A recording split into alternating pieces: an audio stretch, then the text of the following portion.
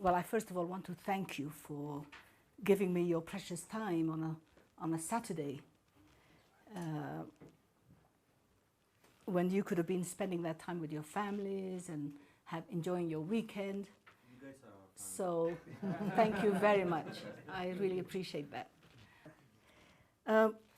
Gentlemen, I'm going to share with you the story of my country, Somaliland. It's a story that needs to be told. It's a story that needs to have the truth told about it.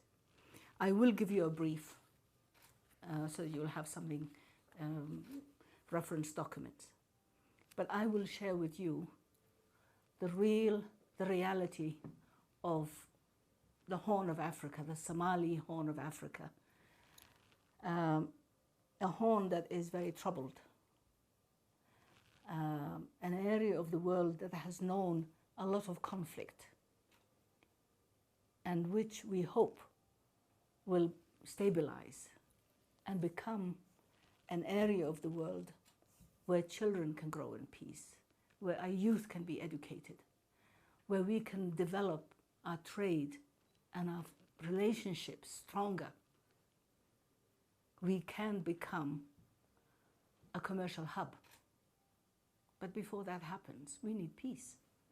Peace is the foundation of all development. I know that you here know what Somaliland is, or where Somaliland is. As you know, Somaliland is the former British Somaliland Protectorate. To our west, there is the La Côte Française des Somalis, or the territory of the Afars and the Isas, which is now the Republic of Djibouti. Then you have British Somaliland Protectorate.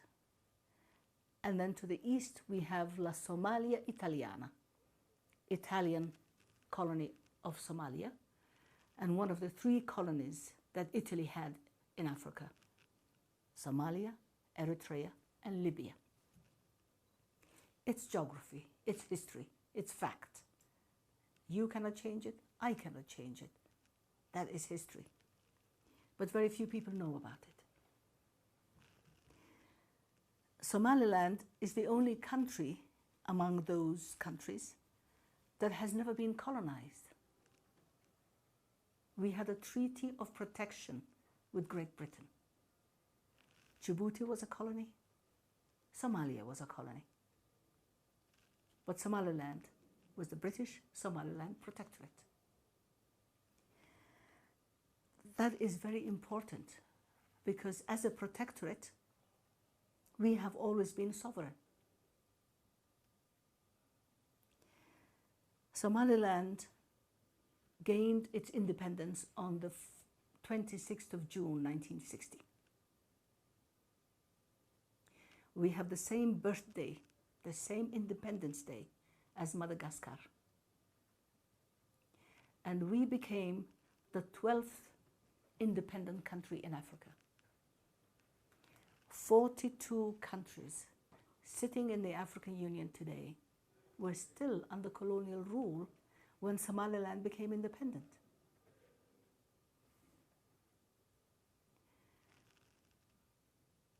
We have, because Somaliland had its sovereignty, we had a very powerful national movements that were campaigning for the independence of all nations. There was the wind of change, the wind of freedom in the late 50s, in the mid 50s, and the time of Kwame Nkrumah, Julius Nyerere, and Jomo Kenyatta, Hastings Banda. These are the people who were campaigning for the independence of the African countries. And the vision at that time was when these African countries would become independent, then they would form the great Pan-African movement. Our people in the 50s had that vision of unity, of cooperation, because unity is strength. Unity brings economic power. It encourages trade. Unity, wanting to unite African nations, was not something that was imposed on us, but it was something that was born out of our leaders, from our leaders, encouraged from our leaders. And our late president, Mohammed Ibrahim Egal, who was also my first husband, was one of the leaders who campaigned for the independence of African nations and Somali nations. Because we were not a colony, we had the freedom to speak and campaign.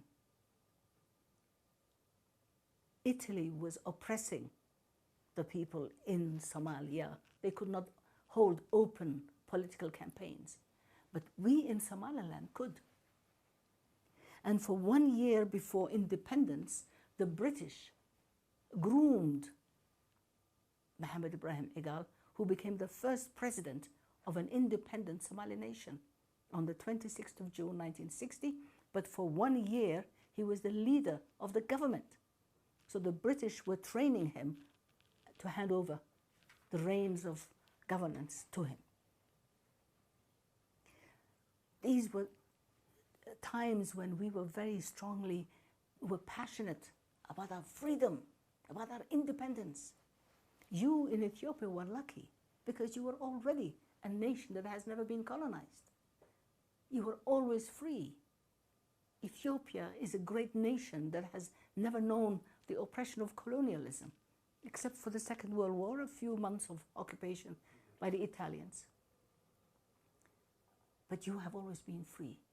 We also wanted to be free.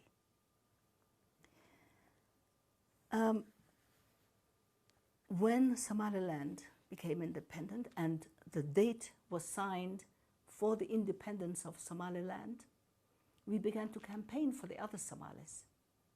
And the first ones were the ones in Somalia.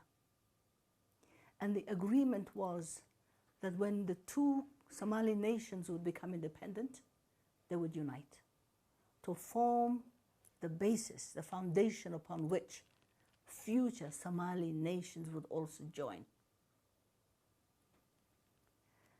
Somaliland, therefore, is the firstborn, is the senior nation, is the first fully sovereign Somali nation. I am repeating that 20 times because that is the fact. I am repeating that because our neighbor Somalia, who is a junior partner, who became independent 1 week after Somaliland, somehow has given itself a position of owning Somaliland, given itself a position of deciding the fate of Somaliland.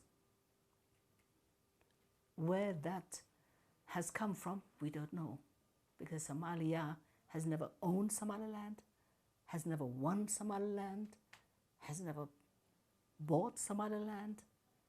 We were two independent sovereign nations who voluntarily united. Somalia, being the second independent Somali nation, somehow did not respect the Act of Union between former British Somaliland and former Italian Somalia. The Act of Union that should have formalized our union was never signed, was never approved by the parliaments of the two nations. When there was a plebiscite, a referendum, they froze it because the referendum showed that the people of Somaliland did not accept the terms that Somalia had included in the Act of Union. So in fact, Somalia and Somaliland have never united formally. It was never a formal union. There was never a signed contract. There was never a marriage.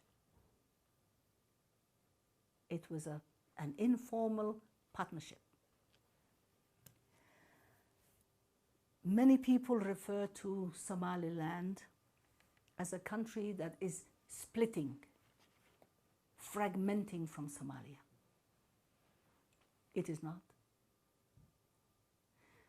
Somaliland is withdrawing from the union it tried to establish with neighboring Somalia.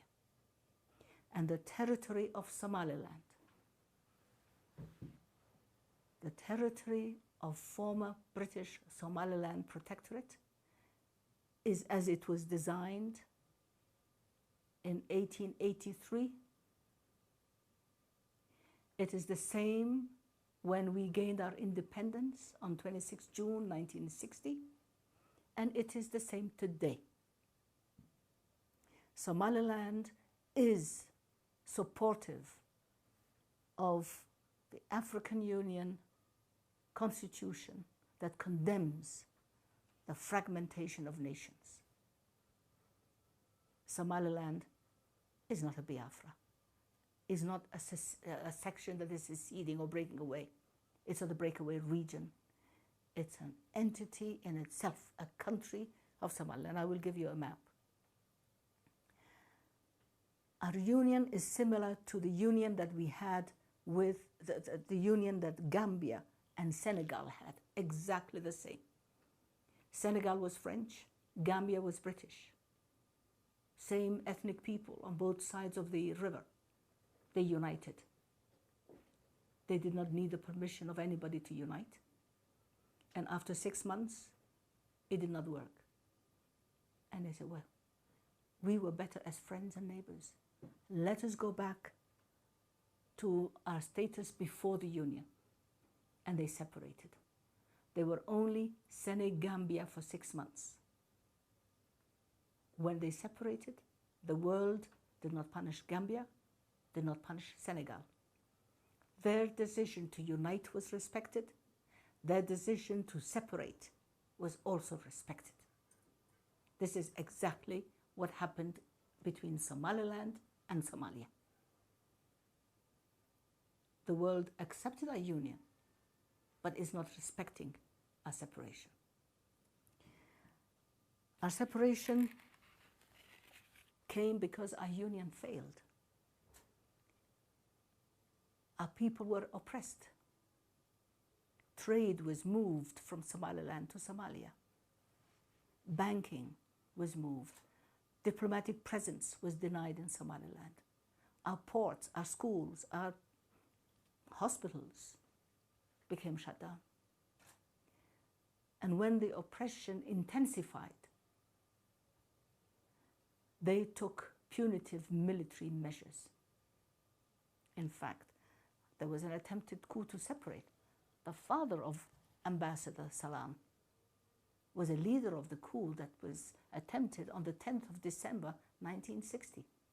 1961. I was there because I was wounded. The union failed from the beginning.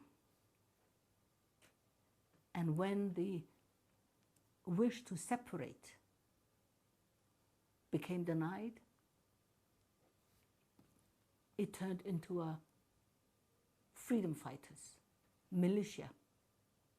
Many of them sought refuge inside Ethiopia to fight the oppressors, the dictatorship of Siad Barre. From 1982 until 1991, a 9-year civil war continued to separate and withdraw from that union we went into with Somalia. And that war brought airplanes to bomb our cities. Russian MiG fighters were flattening our cities.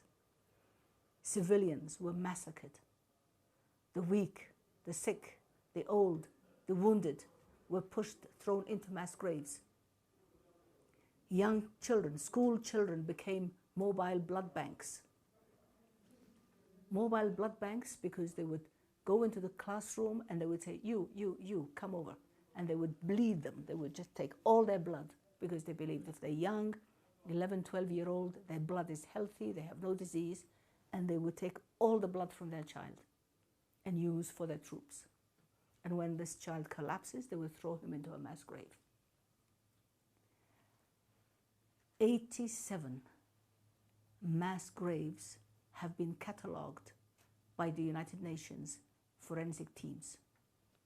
And we keep finding new mass graves even to this day. Every time it rains, it uncovers new mass graves. Each one containing dozens, if not hundreds, of human remains, with their clothes on, with their shoes on, with their belts on. Young ones, small skeletons, baby skeletons, 5, 6, 10-year-old skeletons. What is the military danger of killing a 5-year-old because he or she is from Somaliland? That was the crime they were executed for.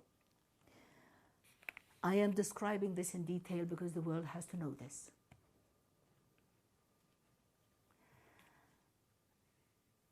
In 1991, 9 years after our civil war ended, we defeated the troops of Siad Barre.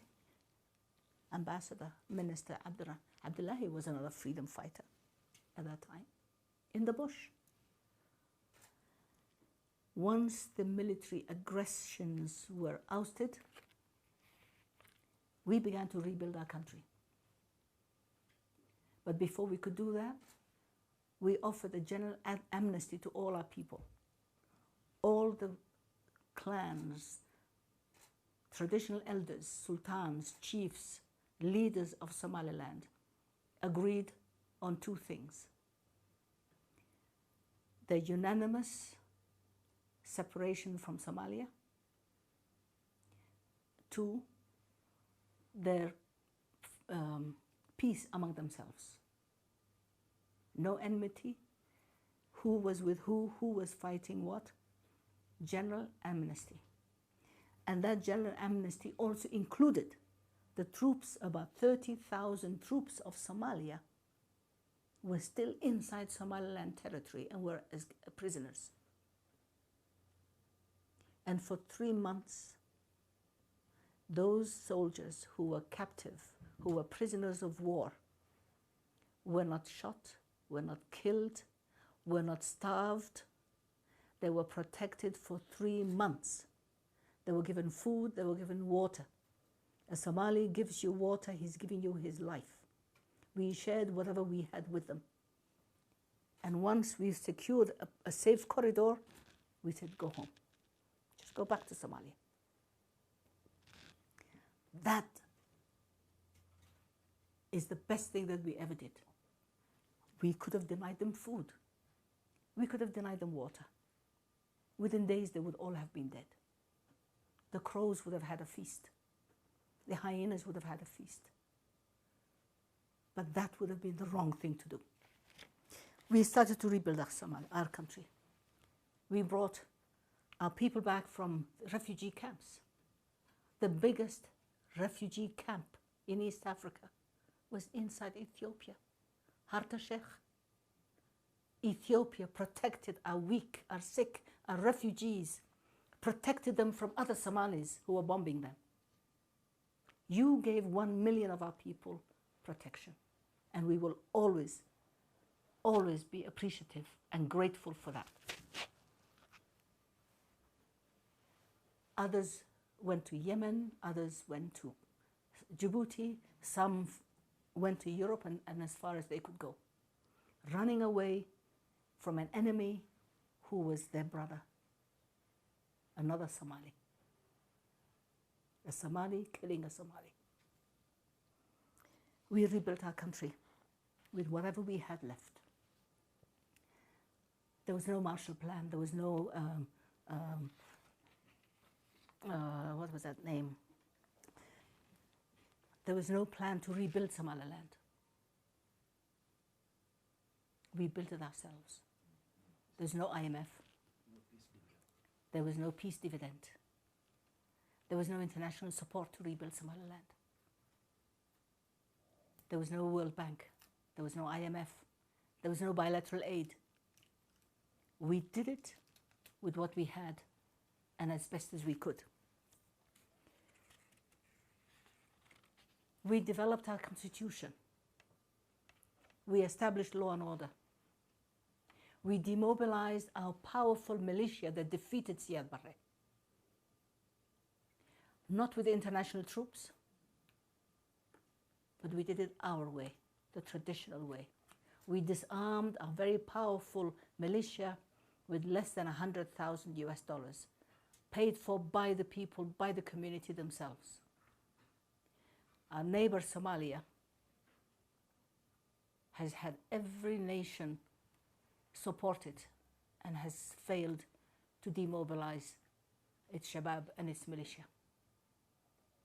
28 international nations have been in Somalia. Americans have been there, the Germans were there, the Brits were there, the Ethiopians are there, the Djiboutians are there, the Kenyans are there, the Ugandans are there, the Rwandans are there, the Burundians are there, the Pakistanis were there.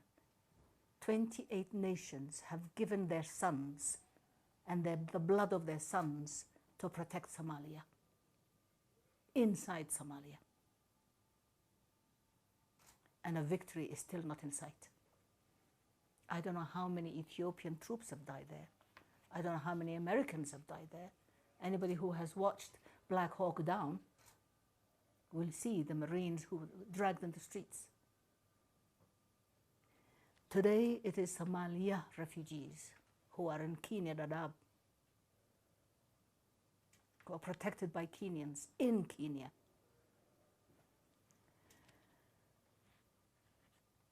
Once peace was secured, we started our nation building, developed our constitution, elected our members of parliament, developed political parties, held a referendum in 2001, attended by international observers, to decide, to ask the people, do you approve the constitution? And do you approve the separation from Somalia? And 97% of our people said, no more Somalia. My government, the government of Somaliland, is respecting the will of the people, the will of 97% of our people who said, no Somalia. Since then, we have held 5 peaceful presidential elections. Our current president, Musa Bihi, who was elected in '97, was elected, and I will give you the figures, 305,909 votes. He had 55% of the registered votes. Formaggio next door was elected with 184 votes.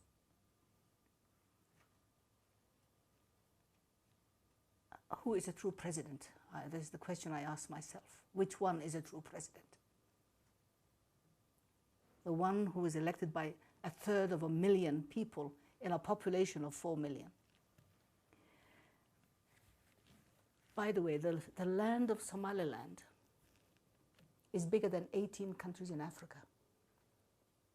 Because many people think it's a small country. We are bigger than 18 countries. Our coastline is 850 kilometers long and pirate-free 850 kilometers coastline. When right next door in Somalia, in the tip of the Horn, in that region that calls itself Puntland now, Mijertenia, is known as the world's most pirate-infested waters in the world. So right next door is the most pirate-infested waters, where ships are pirated, where people are taken hostage. And in Somaliland, we have never had one single hostage taking, Not one single act of piracy has taken place in Somaliland. And in the last 28 years that Somaliland has separated from Somalia, we've had one act of terrorism in 2008, instigated, of course, by neighboring Somalia. When Somalia experiences several terrorist acts a week, if not a day. The president of my country, Somaliland, controls the entire country of former British Somaliland Protectorate. All 175,000 square kilometers of it. The president of Farmajo does not even control one street. Even his presidency is protected by Amazon, protected for him.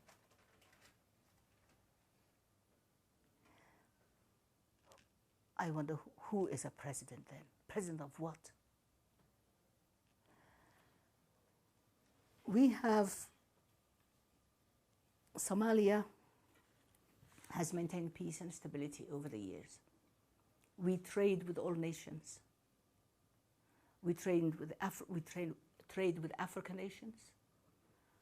We trade with Asians. We trade with Arabs. We trade with Americans. We trade with British. We trade with all nations. Most of all, we enjoy a privileged position when it comes to our trade with Ethiopia. The port of Ethiopia has a partnership. The port of Berbera has a partnership with Ethiopia. And 19% of the port of Berbera is contracted to Ethiopia. Together we look after it. Together we manage it. Together we will build it. Together we will expand it. Together we will continue to trade with each other as we have done for millenniums and for centuries. The Berbera corridor is now being contracted and is being built. Ethiopia is in a very privileged and much appreciated position when it comes to trading with Somaliland. And at this point, I really want to thank the repeated hospitality and the welcome that our government and our delegations receive each time we come to Ethiopia. Ethiopia has become our second home. We come here for education. We come here for health. We come here for political discussions. Our partnership grows and strengthens from day to day. And I would like that to be recorded, please. Our expression of thanks and appreciation to be recorded.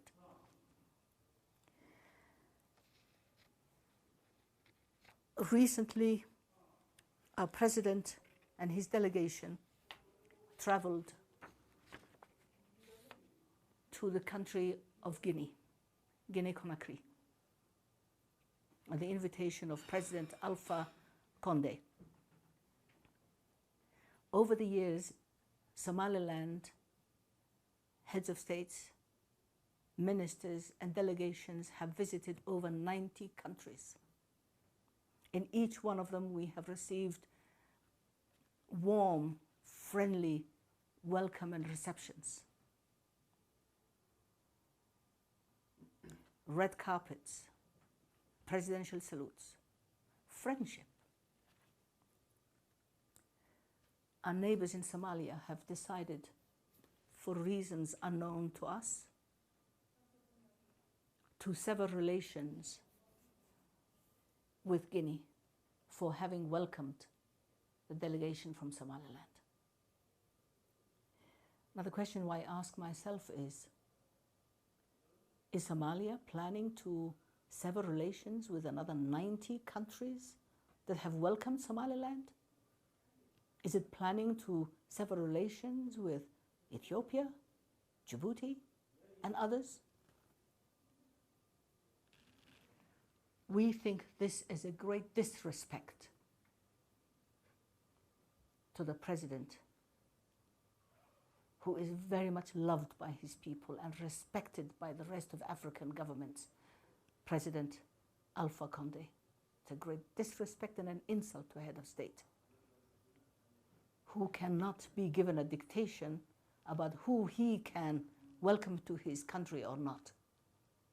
President Alpha Condé does not need the permission of Shabab or terrorists or the heads of failed governments. And since Somalia is very expert in terrorism, I'm asking myself, are they inventing a new form of terrorism? Diplomatic terrorism? Political terrorism? This cannot work in Africa. Heads of states are sovereign and need to be respected as such.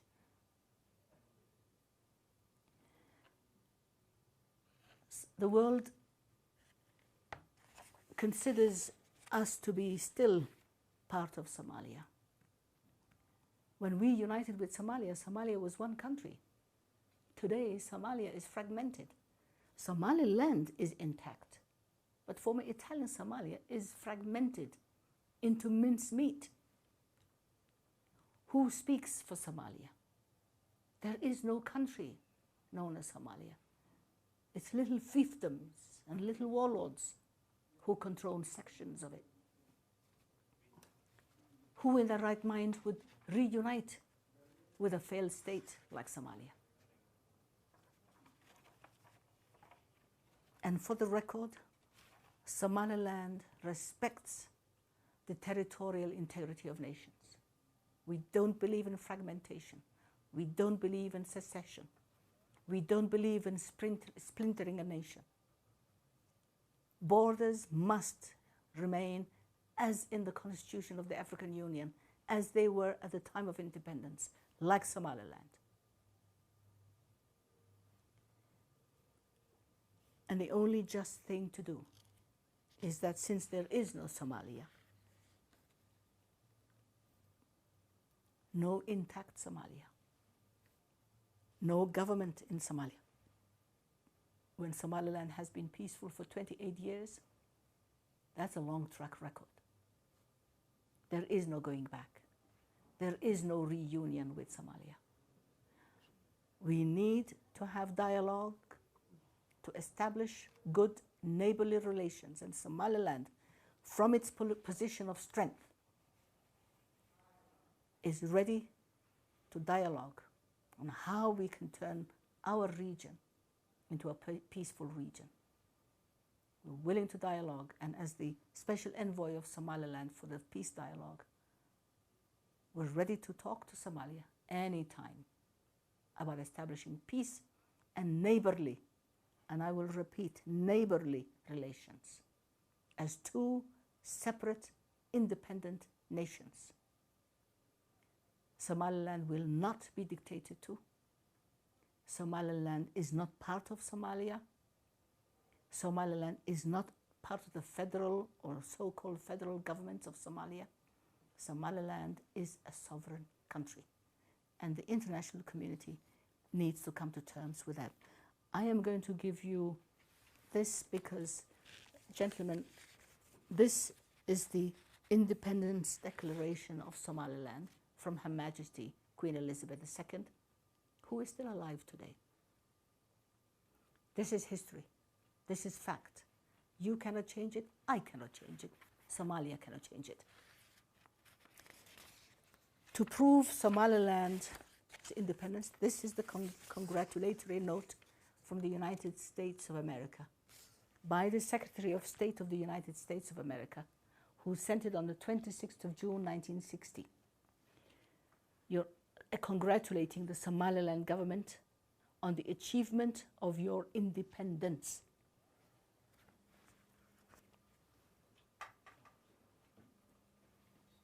Yeah, on the achievement of your independence in 1960.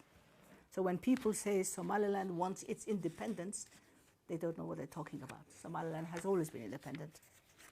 And I have also added this to show you French Somaliland, Djibouti, British Somaliland, and some Italian Somalia. That's how the territory was at the time of independence.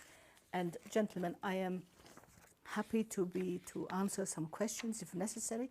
I will give you this as a reference, and my colleagues and the Minister of Health, who I should have introduced at the beginning, and I hope you will forgive me for this oversight, are here. We're here on a goodwill, not only for Somaliland, but for the entire Horn. We must be wise. We must build our nations, and we must bring peace to our Horn of Africa. We cannot spend all our energy on fights and weapons and killing. We must learn to build and grow. We must learn to improve. We must reach the development that other nations have reached because of peace and stability. So I thank you for having given me this opportunity to explain the position of my country to you. I hope you will share this with the world, and I'm happy to answer any questions. And of course, you will excuse me because I am 82 years old. If I talk too long, you will forgive me, but that's what grandmothers are for. Thank you. So my first question is, at 82 years old, how do you stay so beautiful and so young? What's the magic? So my second question, your nation is lucky to have you. I've never listened to someone speak so eloquently for a country that we know very little about. I've never been to Somaliland, but I'm tempted to even come by your speech. And I was just listening to trying to watch your TEDx talk, and I was doing your background information because you didn't introduce yourself at the beginning. But it's like listening to it's like poetic justice. So thank you. So my question is, our Prime Minister is known to venture to nations like Sudan and even attempt to bring peace in Yemen, and trying to bridge the gap between Kenya and Somalia.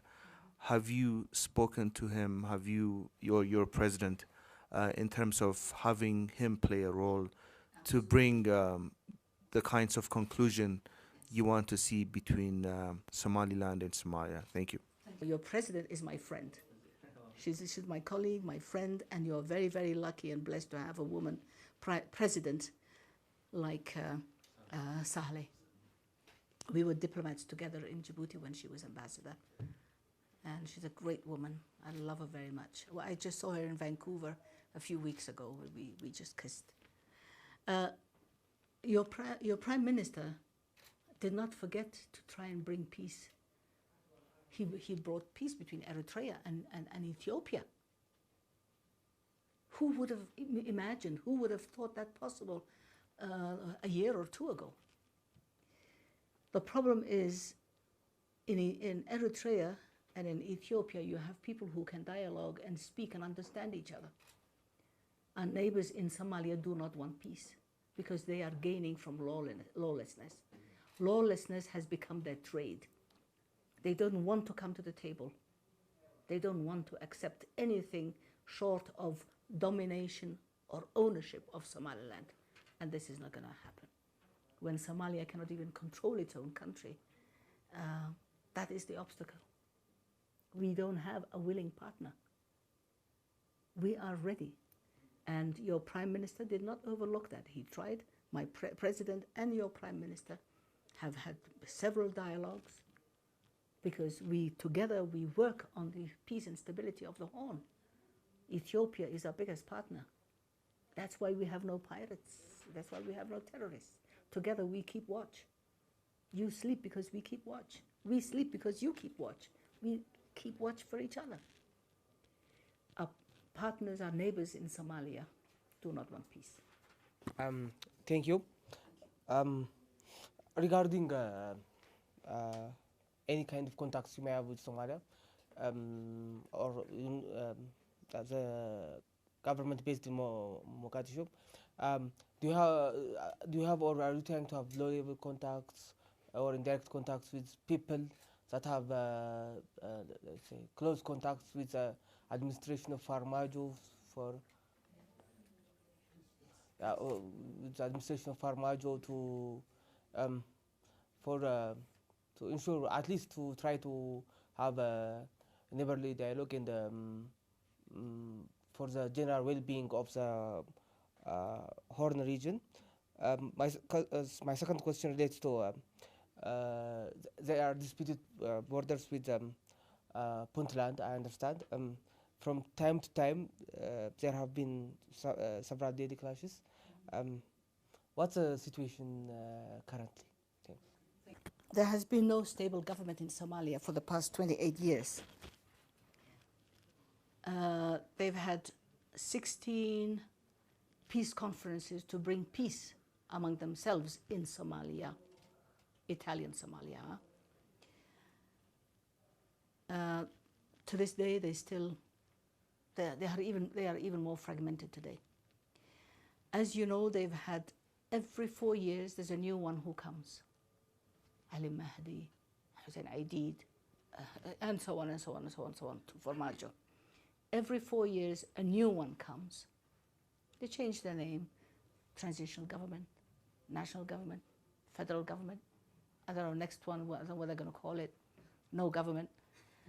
But somebody comes, gets nominated by 200 votes, spends $1-2 million, buys the votes, collects as much money as he can, and goes away and makes room for the next one. The people of Somalia are suffering, but the people of Somalia have no vote, have no voice. They have no peace. They have not known peace for 28 years. We have contacts with people who try to mediate. Britain has held mediations with us, with the government of Somalia. Turkey, twice. The Emirates, the Egyptians have tried. Everybody has tried. But Somalia does not want peace. Now, when it comes to the region that is referred to as Puntland, is the region of Migertenia.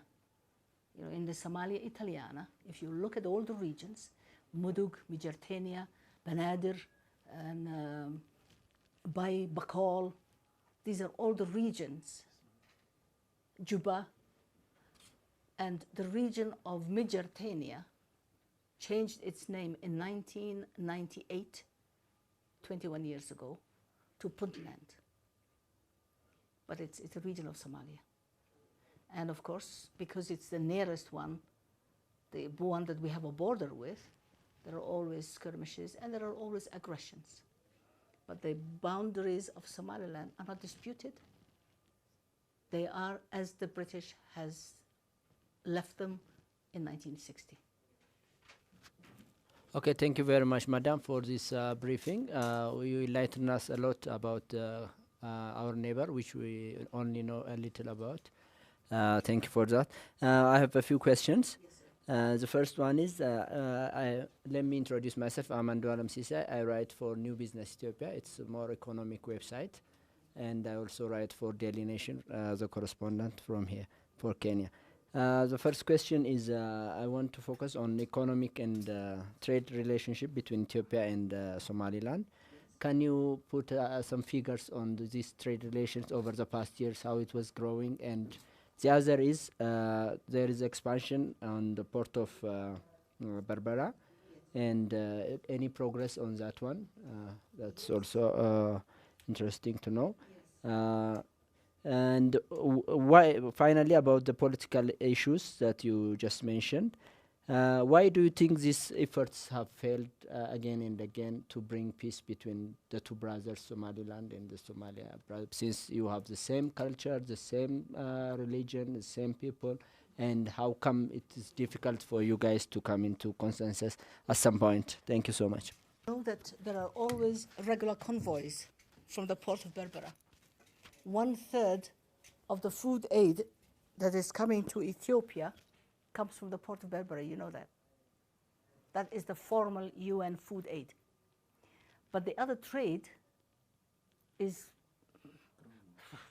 growing in both directions.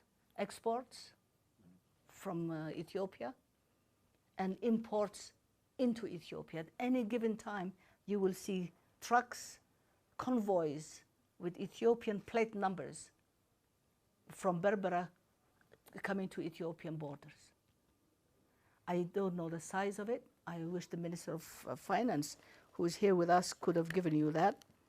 But it is growing. Why no peace? The same question. Why were there bombs dropped on Hargeisa by the Somalis, by our brothers, the people from our color, the people from our religion, the people from our clans, the people who have ethnic similarity with us? Aggression. Somalia, aggression. Somaliland, we treat the sick, we educate the young, we give shelter to the poor, the beggars come to us. But Somalia does not want peace because terrorism has become their industry. And if they join us, we will, we require peace, stability, discipline, law and order. They don't want that because they gain from lawlessness.